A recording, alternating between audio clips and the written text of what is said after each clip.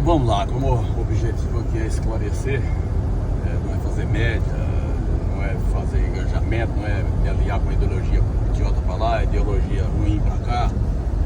Então vamos lá. O Bolsonaro é um idiotizador de primeira linha. Ele não tem o que oferecer politicamente, então ele tem que ser um idiotizador. Vamos pegar, foi um mote da campanha dele. Se o Bolsonaro não ganhar, o Lula ganha, o Brasil vai se transformar numa ditadura comunista.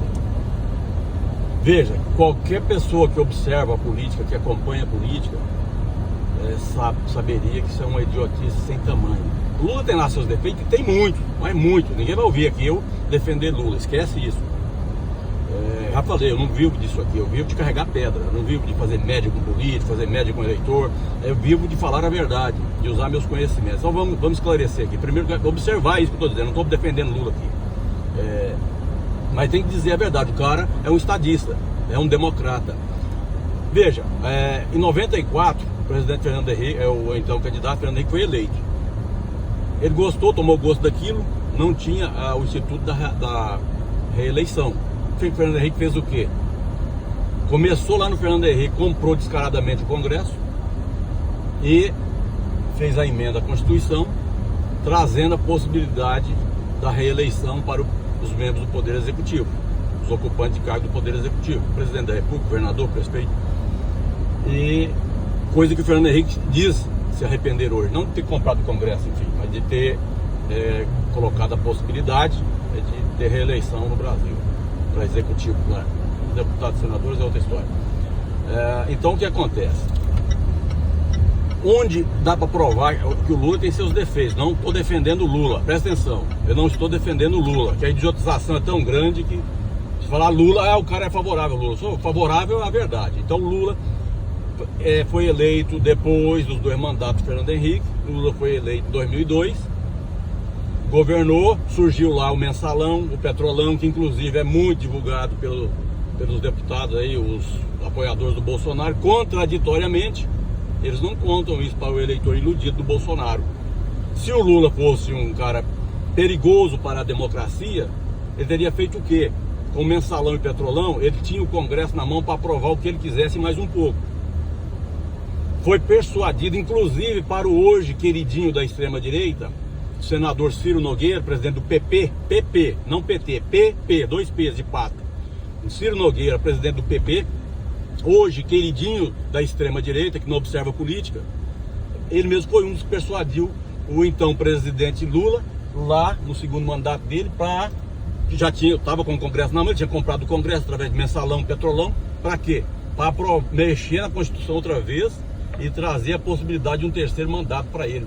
Ele refutou isso de imediato. Isso é história da política, isso é realidade.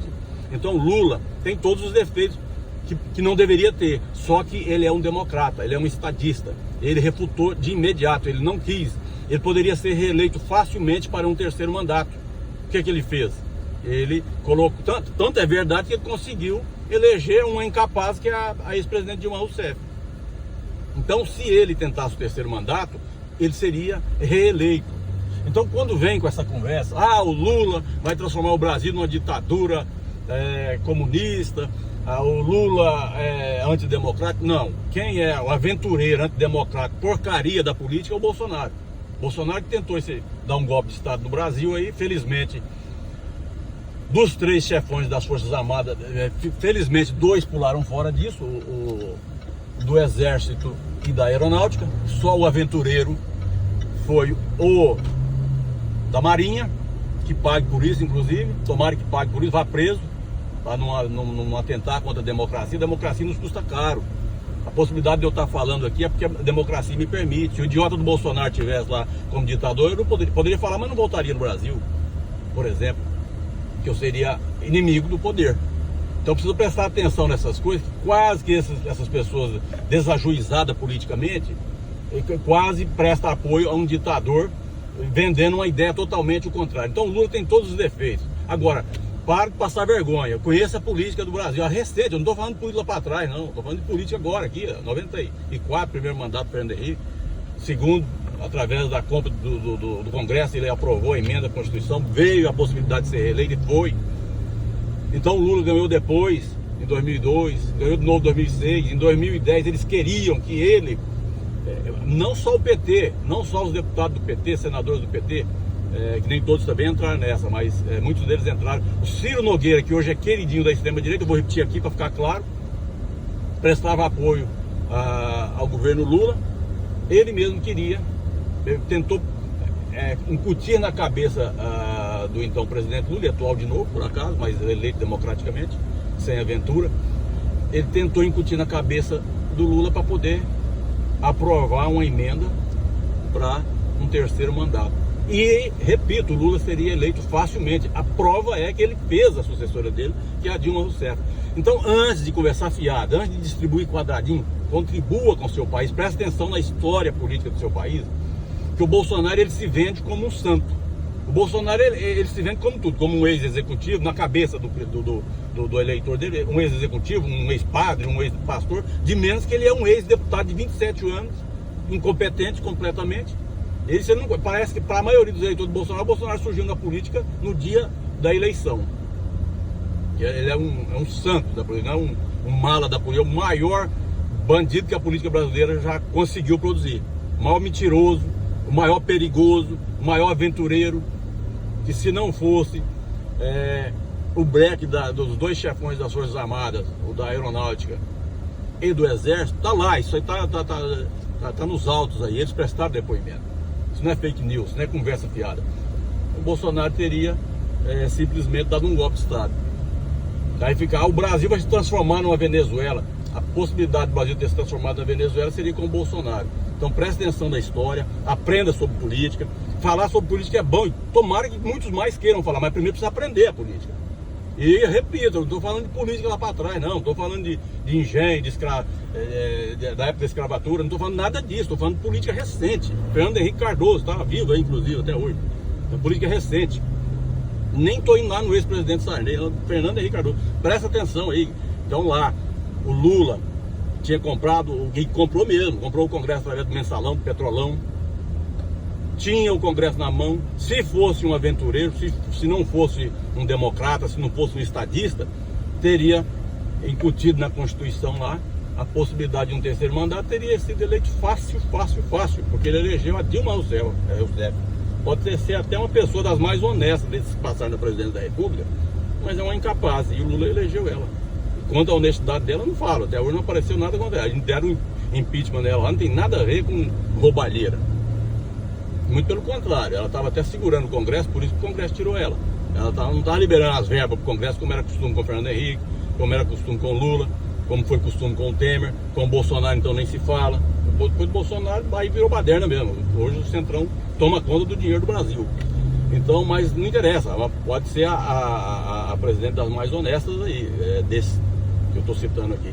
Mas era totalmente incapaz. Ele só era menos incapaz do que o Bolsonaro. O Bolsonaro não tem capacidade nenhuma para política, não sei mentir. E o Bolsonaro, qual que é a política do Bolsonaro? A política do Bolsonaro é pôr na cabeça dos desprevenidos politicamente, igual a história que os pais faziam antigamente, para menino dormir. Cuidado, se você não dormir, a cuca te pega. O Bolsonaro, como ele não tem nada para apresentar de projeto, não tem capacidade nenhuma, ele fala o quê? O Brasil vai virar uma Venezuela, o Brasil vai virar uma ditadura se o Lula ganhar. Aí o povo entra nessa conversa fiada, esquece, repito, que o Lula esteve lá, estava com o Congresso na mão, comprou o Congresso sim, o Lula comprou o Congresso sim, esses descarados, esses congressistas aí, ele comprou eles no mensalão e no petrolão, tinha eles no bolso, ele poderia ter ido para um terceiro mandato, não foi. Então a verdade tem que ser dita, parar de conversar fiado, parar de esparramar mentira, que isso não ajuda em nada. Isso só mostra, quem esparrama essa mentira mostra que é um desprevenido ou um mal intencionado. Ou o cara está idiotizando ou está sendo idiotizado. De duas, uma. Então, presta atenção na política. É bom demais conhecer de política. É bom ter esclarecimento. É muito bom ter a mente limpa, não entrar nessas conversas fiadas, nessa ideologia sem sentido da extrema-direita. Esse negócio de que tudo não presta, só a extrema-direita que é bom. Não dá para ver isso, não dá para ver aquilo na televisão, só pode ver aquilo. Não pode ver Globo. Veja o que você quiser, ué. Você sabe filtrar, ué. O que for alienação, você descarta e aprende a não ser alienado. O que for notícia, é notícia, é informação. Então é muito fácil. Então é para dizer, é deixar claro isso, que a extrema-direita que você conversa, de que o Brasil quase virou uma Venezuela porque o Bolsonaro quase deu um golpe de Estado. Felizmente, temos aí que agradecer demais aí, principalmente, não vou nem dizer o ministro Moraes, não, porque também já está meio ali, está extrapolando ali nos direitos, nas atribuições dele, mas também está longe de ser um golpista, né? Mas temos que agradecer muito, naquele momento ali, o Alexandre Moraes e principalmente o chefão do Exército e o chefão da Aeronáutica. O da Marinha, quero vê-lo preso. É isso aí.